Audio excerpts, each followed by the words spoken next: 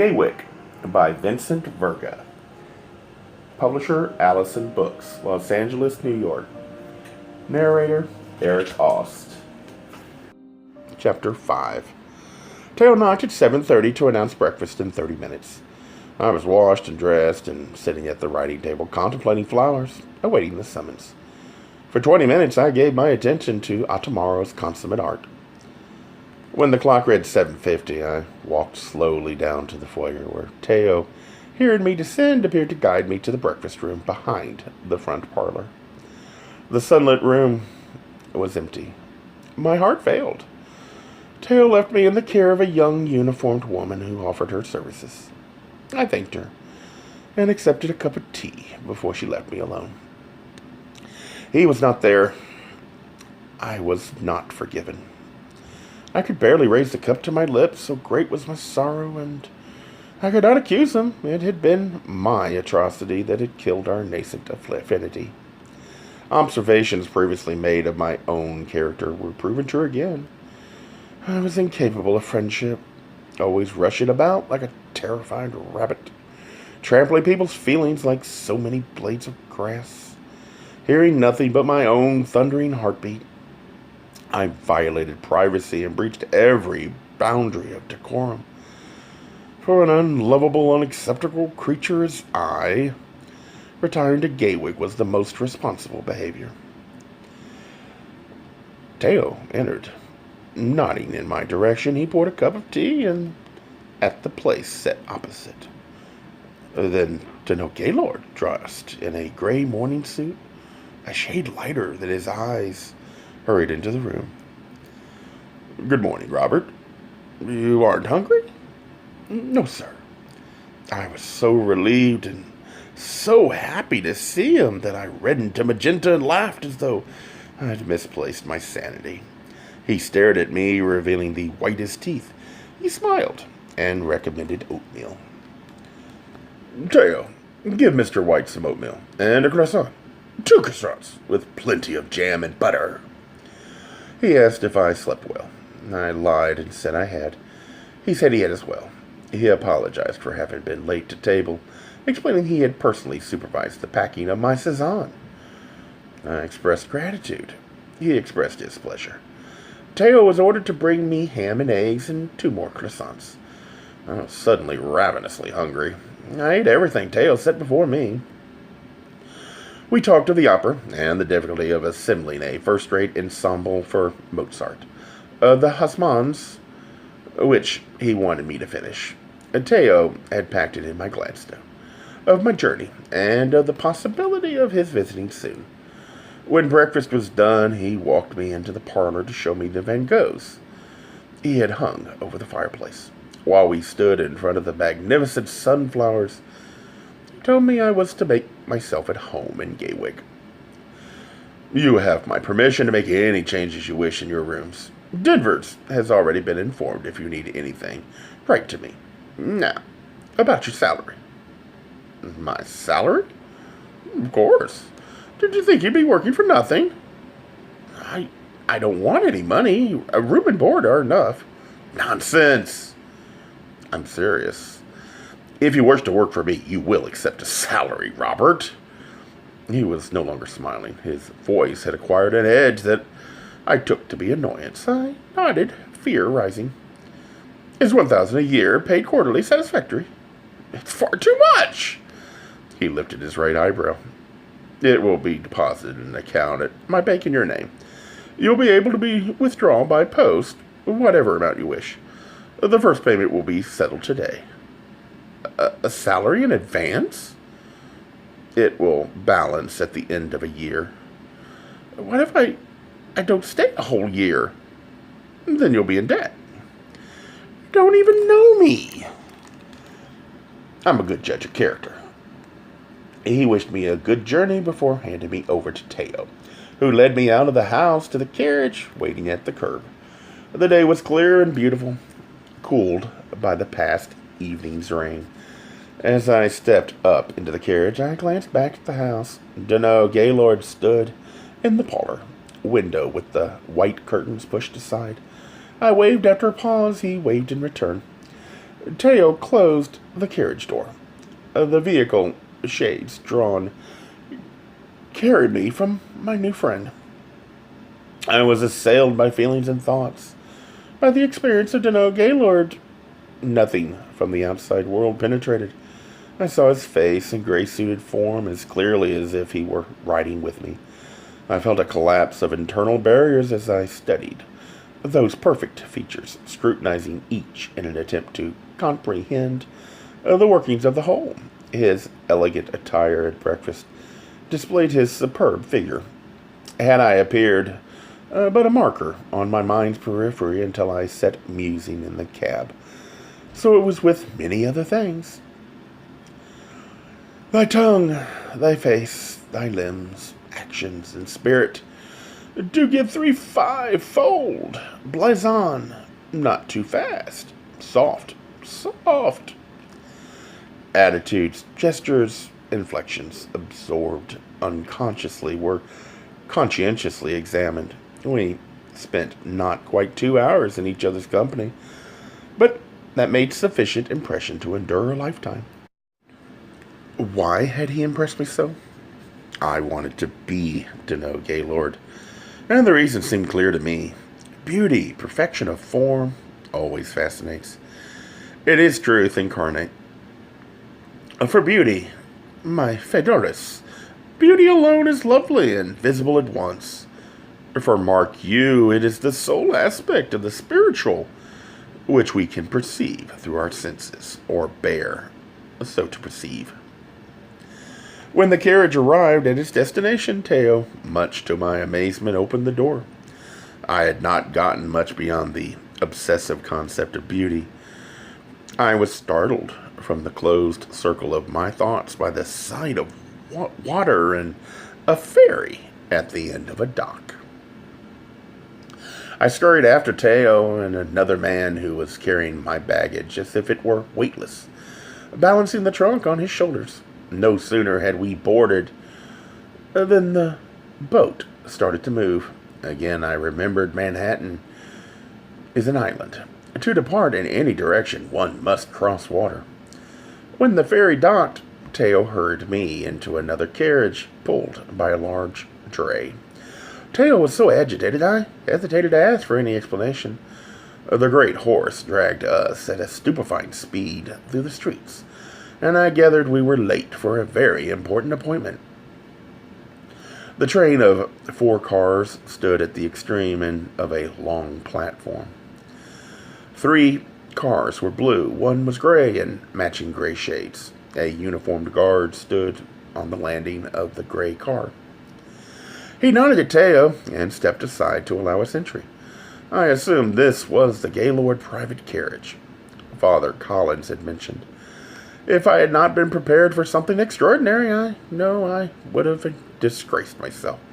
For it was not a railroad car I entered, but a thickly carpeted, superbly furnished room with paintings, glass-fronted library shelves, armchairs, a divan, and a chessman set up for play. Rather than block the doorway as I gaped at the interior, I unhesitatingly strode to the nearest chair and sat. It faced a desk, another chair on the opposite side. It looked as if a second interview was pending, the first having gone too well. Around me, various shades of blues and grays were carefully coordinated. The walls and ceilings were covered with a white wood I had never seen before. Nothing hung from any part of the carriage. There would be no rattling or swinging while we were in motion. But the wonder to me was the way the colors and the artfully arranged furniture conspired to force the visitor's perspective from oblong to square. Palladio would have been pleased. Teo was describing to the guard, Mr. Tibbs, an elaborate accident on the ferry in which the wheel of our carriage had lost several spokes. I gathered the train had been delayed because of it. While he talked, he moved about, lifting shades and fluffing pillows. Kneeling beside my Gladstone, he undid it, removing la base. He placed it on the desk in front of me. The train began to roll.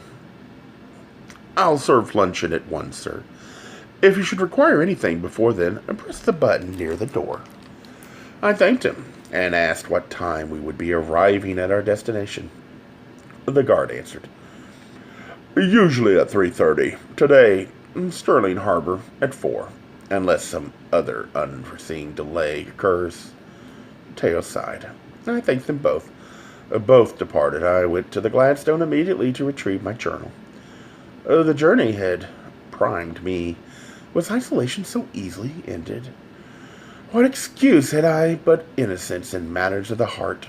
Danough Gaylord had not found me strange, an aberration. He had empathized and seemed to know my unhappiness. It is too rash, too unadvised, too sudden, too like the lightning, which doth cease to be ere one can say, it lightens. In my journal I wrote, "We are the same person, Danough Gaylord and I." I wrote of my joy in having a new friend. I wrote of my plutonic love. I wrote about my mother. I could not doubt she loved me in her way, nor I in her in mine. She was the exception. My affection for her proved that before its dark ages, my heart had known a kind of loving. Yet, as I studied its history, I abandoned all hope of a renaissance. I saw fear and self-loathing conspiring to keep it a cold, bare, ruined vault. I saw myself devoid of grace. The truth was inexorable. Spiritual beauty was only his. The idea that Danough Gaylord could be my friend was absurd. Danough Gaylord, the man I wanted to be, the man I had briefly allowed myself to become. I blushed for my arrogance. I shook off my romantic illusions and reclaimed my reason. Mortified, I closed the book and stared unseen out the window. Teo interrupted my brooding with preparations for my luncheon. The preliminaries were much more diverting than the flat scrub pine woodland through which we were passing, though the foliage had begun to color the maples most ostentatiously. A large table was unfolded from the wood paneling, and a ceiling lamp descended on a rod to brighten the newly created dining area. A white damask cloth, china, crystal, and silver were brought in by a steward. I was seated and served. I asked Teo if he had cooked the meal. Oh, no, sir. I am not a cook. I am a gentleman's valet. Mr. Gaylord's personal servant. Mr. Willows travels with the kitchen. I resolved to chart the household hegemony. I sent my compliments to Mr. Willows and resumed writing in my journal. At 3:15, Teo reappeared with the steward to prepare the room for tea. I was pleased to see them and the spice cake, still hot from the oven. Its smell filled the place with a sense of civilized well-being. I rose and followed it to the table. After my first taste, I sent a message via Teo to Mr. Willows, informing him that his cake was the highlight of my journey. The train arrived at Sterling Harbor without any complications. I spent the final minutes with Osmonds. The excitement of seeing Gaywyck, meeting Denvers and Keys, making a new home convinced me I would not be able to concentrate on the book.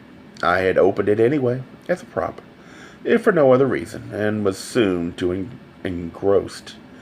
I did not feel the train's lessening speed. Teo and the steward helped me step down into the cool, clear air. "This is the end of the line, sir."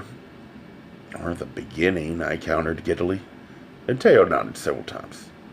"Or the beginning." "Yes, sir." "Thank you, sir. I had not thought of that." A young man with blazing red hair rushed toward us. He was dressed in overalls and a thin gray sweater. He had a slight limp. The trouble was with his left leg. "Here's Brian," Teo whispered, waving. "He'll take you up to the house. A word about Brian, sir, in case Mr. Danough forgot to mention it."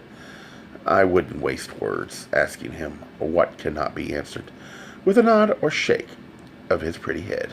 "He is a mute." I thanked Teo for everything. Before I could elaborate, Brian was upon us, smiling. We were introduced and shook hands. He is pretty. Pretty is the perfect word, with his small, frail features, his golden freckles, and his cornflower blue eyes. I thought of Tom Sawyer, full grown. I bid Teo goodbye again and began walking down the platform with Brian, who made happy, guttural, clucking noises while bobbing and waving to different railroad personnel of his acquaintance, all of whom seemed delighted to see him again. Someone called my name. Turning, I spied Mr. Willows rushing toward us, carrying a blue tin. "Your spice cake, sir," he panted. I caught up with Brian, who had not waited during my brief exchange with Mr. Willows. He was grunting angrily. I asked her if anything was wrong. He spat, shrugged, and quickened his pace to move ahead of me. Good Lord, I thought, what have I done? The Sterling Harbor Station was then a one-room wooden structure, white with green trim. Marigolds grew in its window boxes. Built at the end of a narrow stone platform, it resembled a Victorian child's dollhouse. Where the platform ended, the tracks ended as well. At a wall of trees, I glimpsed a road parallel to the tracks. In the center of the road, an open carriage waited with a gargantuan black and white Belgian in harness. A thin man in the uniform of the railroad was tying my baggage to a rack in the rear. The painting had been placed on the seat. Brian gave him a coin and motioned for me to take my place beside the Cezanne. The man winked at me while Brian climbed to the driver's place. "Ever seen such a gorgeous thing?" he asked, twitching his head toward the horse. "Only in magazines. Makes the carriage look like a toy. I didn't know they were used to pull such small loads." "They're not, usually, but our Brian gets a kick riding with Frenchie." Brian snorted, cutting our laughter short. The man tipped his hat and left hurriedly as the train whistle blew. The horse snorted. I moved to claim my seat, but stopped when I noticed Brian descending from his. Frowning, he came toward me with his arms extended. I looked from his hands to his scowling face for a few moments before I realized he was staring at the cake tin. I handed it over and sat down. He stood there sniffing at the open box. I knew he knew its contents, so I said nothing. Did he want a piece? Without an explanation, he turned and gracefully sprang back up to his place. From his higher perch, he glanced back at me and laughed happily. He kept my cake. I guess we're friends again, I thought, perplexed. The carriage was lifted from the ground by Frenchie's initial enthusiastic strides, but settled into an even roll as we moved down the road. Curiouser and curiouser. We drove quite a clip into the falling sun along the deserted tree-lined road. For a short while, the familiar country sounds were blissful after the noise of Manhattan and the rumbling train. But then the howling locomotive sped by. To our left, shaking the trees to their roots. How fragile is peace! We rode for a long time toward that very slowly sinking orange ball, before I noticed in the foliage to the right a stone wall covered with honeysuckle and ivy. I had no idea where it had begun. Could it have been there all along? Another mile brought us to a sudden halt. I heard a lock turn. Leaning from the carriage, I watched an elderly man pull back a tall black gate with an ornately scrolled G circled in the central latticework. On the top, winged dragons perched. Not as exciting as a barbican, I thought, but not bad. We took a sharp right into the grounds, past the gatehouse and the gardener's cottage, then rolled onto a narrow gravelled way. Branches formed a leafy umbrella overhead. A light breeze rustled the greenery.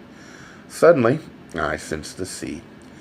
It flavored the air cooler and brisker and played a counterpoint to the softer rippling of the leaves.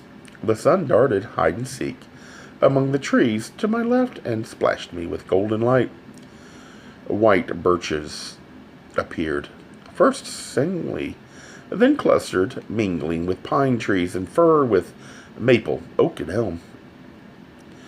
"It perches on a ledge overlooking the sea," Father Collins had said.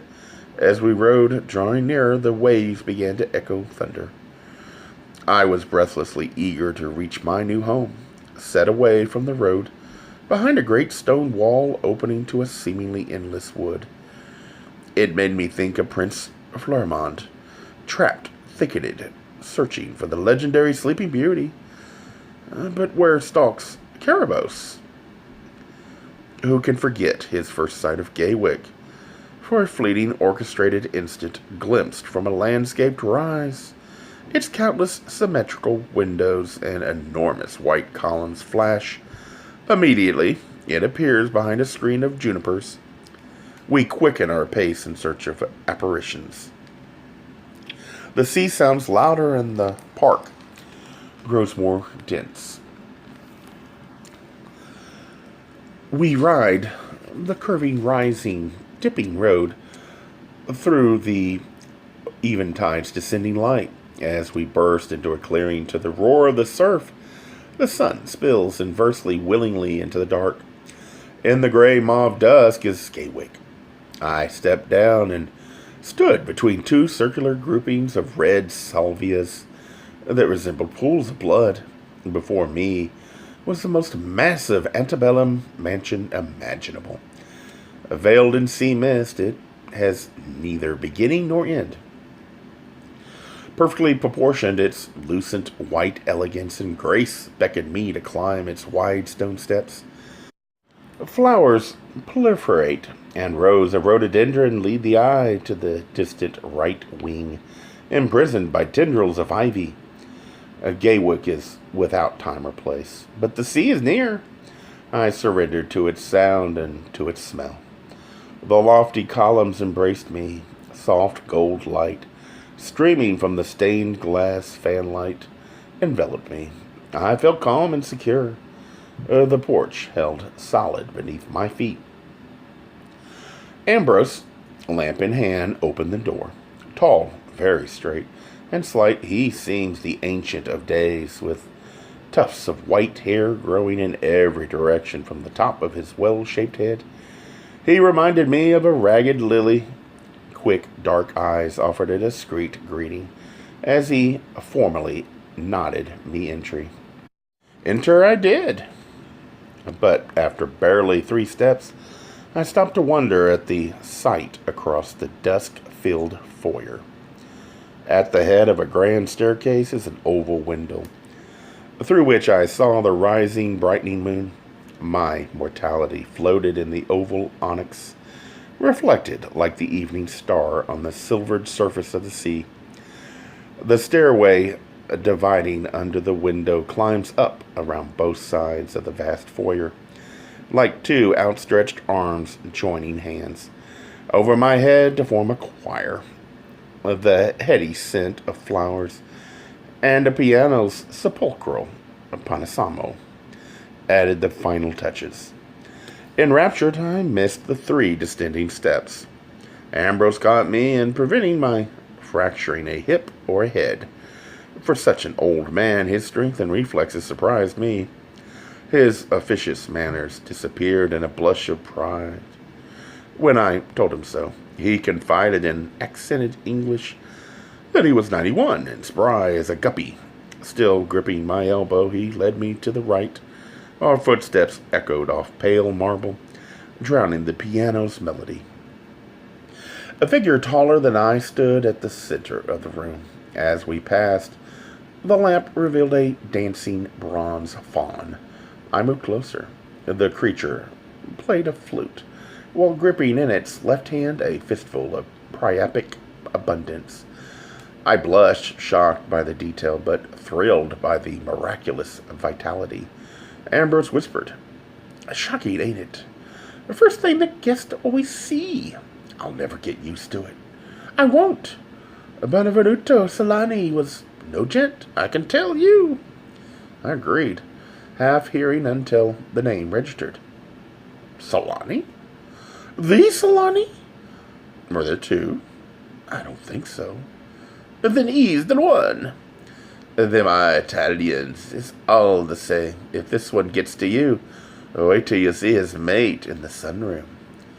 There's another one.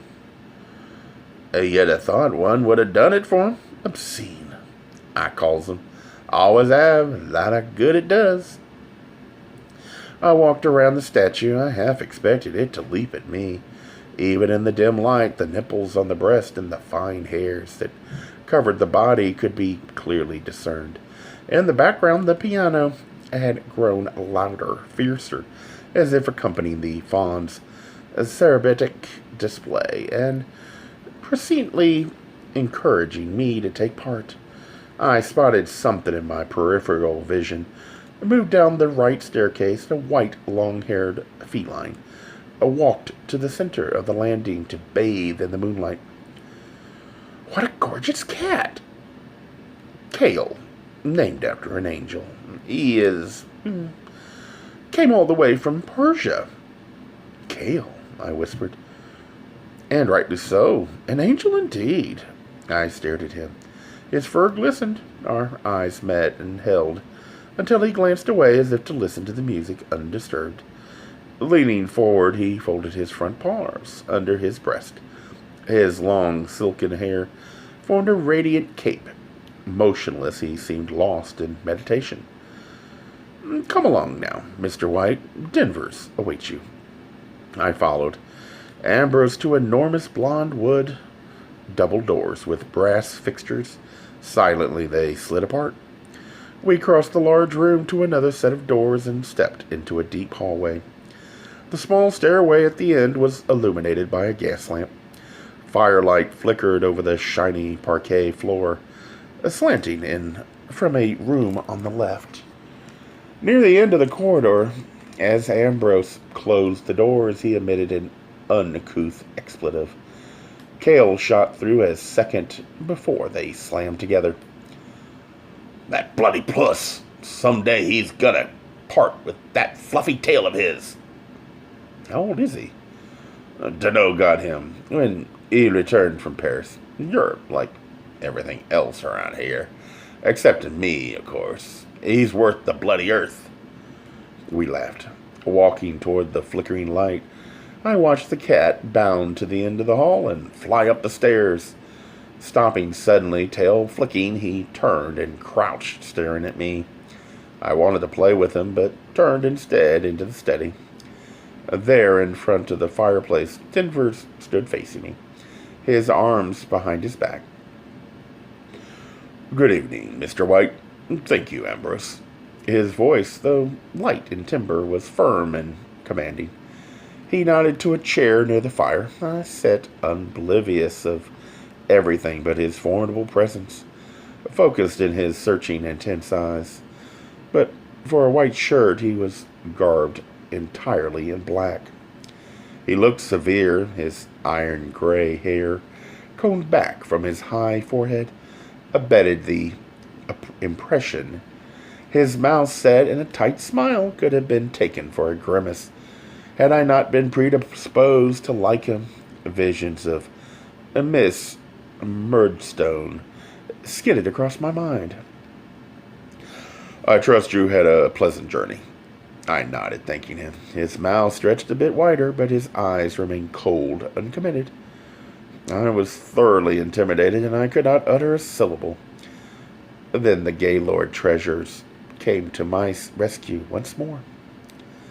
Glancing above his head, I discovered an enormous oval mirror in a gold rococo frame with putai holding flowers and each other, or busily arranging draperies. Behind his shoulder, several hosts of angels hovered. I moved my eyes from the cherubs to his face and declared impulsively, Mr. Gaylord said you would be my friend. Astounded, he jumped as if the flames at his rear had singed his trousers. What did he say? He said you would be my friend, as you've always been his. Nodding his head slowly, he studied my face. He had paled and was obviously disconcerted. There was nothing for me to say. I waited anxiously. Slowly, he brought his arms from behind his back. He extended the right one to me. Shocked, I saw he was missing fingers. I gaped, coughing to cover my rudeness. I rose to accept his gesture. If Danough told you that, it must be. Welcome to Gaywyck, Robert Whyte. It should not be difficult being your friend. You seem as direct as you are beautiful. It will do us good to have youthful virtue under our roof once more. And then he pulled me toward him and kissed me on my right cheek. I began to draw away, but catching myself, held still and received the kiss. I was flustered by this bold expression of affection. In my family, no one touched. We rarely kissed, and he called me beautiful. I was more than flattered. I was proud to have my mother's and my own perceptions seconded. I worried everyone thought himself beautiful. When he released me from the embrace, we took facing seats. The fire blazoned between us. His face was flushed, his eyes soft, his voice a gentle baritone. Excitement flushed his words. I will do my best, Robert, to disappoint neither you nor Danough, but you, for your part, must be patient. There was no friendship here. We spend our days in hiding. All must change now. You must change everything. I? Yes. You pure. There is much sickness here, much pain in this dark backward, this abysm in time. Things will quicken now. Danough was right to send you here. He asked what else my benefactor promised of Gaywyck. I spoke of keys. At times quite mad, he exclaimed, interrupting. Better to say at times nearly sane. He plays the piano beautifully, I said, flustered by his outburst. At least, I assume it was his playing, I heard as I came in. Yes, he plays ravishingly. Well, at least Beethoven does. One must give him that. I don't understand. Didn't Danough mention Beethoven? I shook my head and tried not to appear worried. Well, my dear boy, for the past 3 years, no, it must be closer to 4, because it was year after Danough returned, and near the time Cale joined us, that Keys announced the Moonlight Sonata understood him so well. He must have composed it. Before that, he was constant with trillettes and madrigals. But after young Cormac's death, it was touch and go with the old fool, and suddenly he was gone before we could catch him. It all defies augury. Sometimes he's Beethoven and sometimes not. One must be quite careful. I've no idea what influences his decisions, but if one has, say, Mueller songs before or after tea, one may assume with some certainty that Keys will descend for dinner. If one has silence, Ludwig will be dining alone, having just completed the C-sharp minor sonata, Opus 27, number 2, for the performance at dusk, as we heard tonight, or perhaps the sonata number 9 for violin and piano in A. Opus 47, another favorite. He sings a rapturous violin. I filled the pause with, Good Lord! You must not be alarmed. At worst, it's an inconvenience, though I confess the sudden deafness infuriates me. It would be simpler were he Mozart, or easier for us and painless for him. Once we convinced him he was alive and awake each morning. We laughed conspiratorially. It could be worse, I added bravely to his delight. He could be Schubert. At that moment, Cale arrived. His round owl eyes gleamed at the firelight, and his silky coat was streaked with auburn near the long, feathery tail. Under his pale pink nose was a bow-shaped pink mouth. Long whiskers made his heart-shaped head look kittenish. He balanced on the arm, wrapping his tail around his legs. As I moved my hand to the top of his head, he stretched to meet it, grunting, then gingerly stepping to the center of my lap. He curled his body and commenced purring. Oh, well, Robert, it seems you captured 2 hearts tonight. In all my years with that animal, I've never seen him go to anyone but Danough. Not even Goodbody can charm him. I don't usually like cats. There aren't many like Cale. He hates keys, but he loves Beethoven. I'm certain he understands. For the first year, Danough kept him in town, but he was forever haunting in Gramercy Park. The outraged caretaker complained. Danough exiled him here. He killed? I asked, pointing to the fluffy ball lounging in my willing lap. A dissimulation of birds. He has an ongoing feud with a raccoon in the tomato patch. Before the week is out, he'll raid several rabbit warrens to bring tokens to you. That enchanter is a predator of the first rank. There are two sides to everybody. Men are rarely what they seem. We spoke of life at Gaywyck. Breakfast was late at 8 on the patio. Luncheon at noon in the small dining room, where supper was served informally at 6:30. Unless Danough Gaylord was in residence, then supper was a formal occasion, and served in the main dining room at 7:45. Tea happened at 4 in the Rossetti parlor, or on the rear patio. Weather dictated.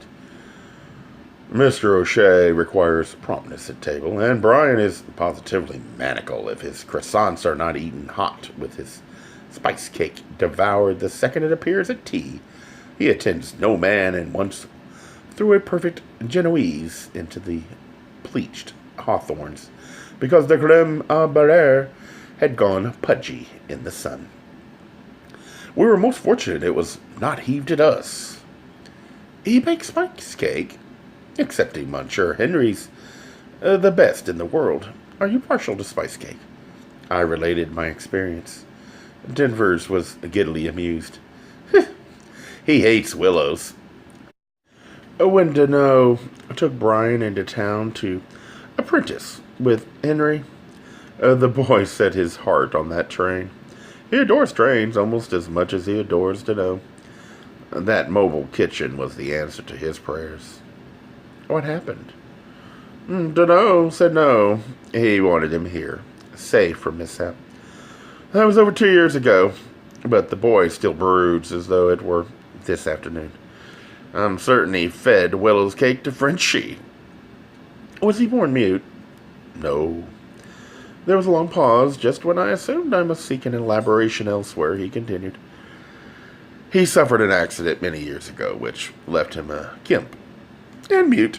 It eclipsed his mind as well it might. There are frequently unpleasant scenes, which, to my great sorrow, you will witness soon enough. Ambrose announced dinner.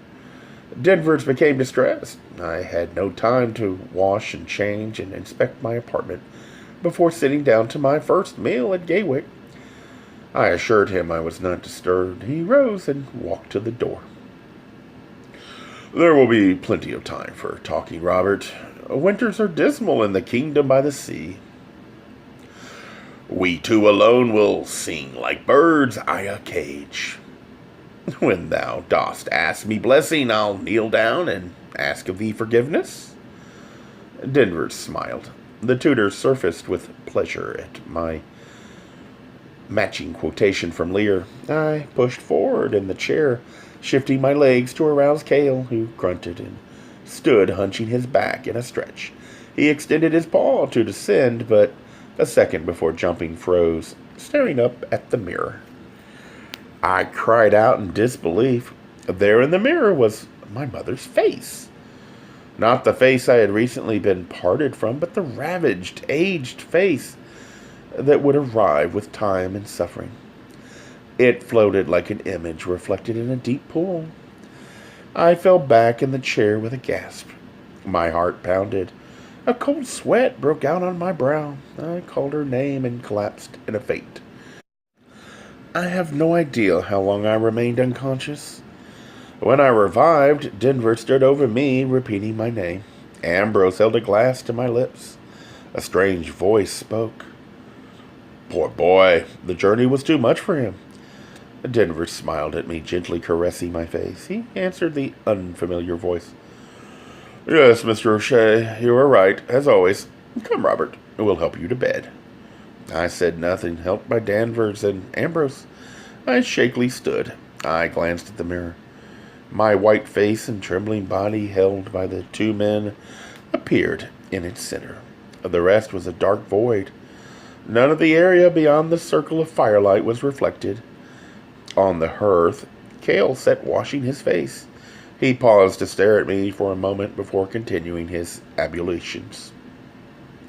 I left the circle of light, led by strong arms. I ventured into the void. Gay Mysteries audiobooks. I think it is easy to hate a label, but a face humanizes the word. So this effort is twofold: to offer comfort to those like myself that your world didn't end because you don't fit into the view of acceptable society on both sides, and in hopes of helping those with family that are LGBTQ, that it doesn't mean we are aliens from the child they once knew. Reassure them so they can maybe be supportive at the same time, being true to their values.